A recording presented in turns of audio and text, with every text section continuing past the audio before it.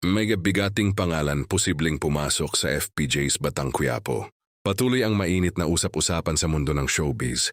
Matapos lumutang ang mga pangalan nina Jericho Rosales, Sharon Cuneta at Ian Veneracion bilang ilan sa mga posibleng bigating personalidad na maaring pumasok sa hit action serye na FPJ's Batang Quiapo.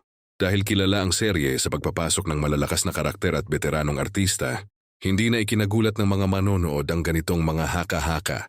Kung sakaling mapabilang si Jericho Rosales, inaasahang magdadala siya ng matinding acting showdown kontra kay Coco Martin.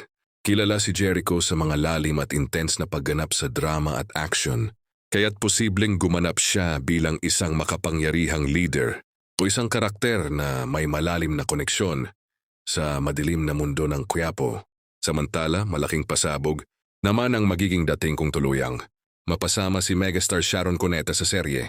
Yamiawin siyang gumanap bilang isang influential na babae, maaaring politiko, negosyante, o ina ng isang makapangyarihang karakter na magdadagdag ng emotional at dramatic weight sa kwento.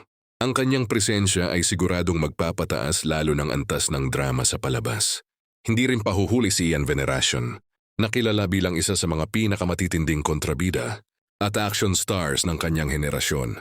Bagay na bagay sa kanya ang isang role bilang pangunahing kalaban, isang tahimik ngunit mapanganib na karakter na may sariling hukbo at impluensya sa kriminal na sindikato ng Quiapo.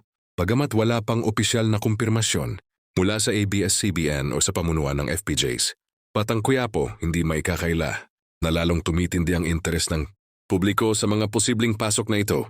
Kung maisa sa katuparan, tiyak na mas magiging eksplosibo, mas emosyonal, at mas kapanapanabik ang mga susunod na kabanata ng serye. Patunay na patuloy itong naghahari bilang isa sa pinakamalalakas na teleserye sa kasalukuyan.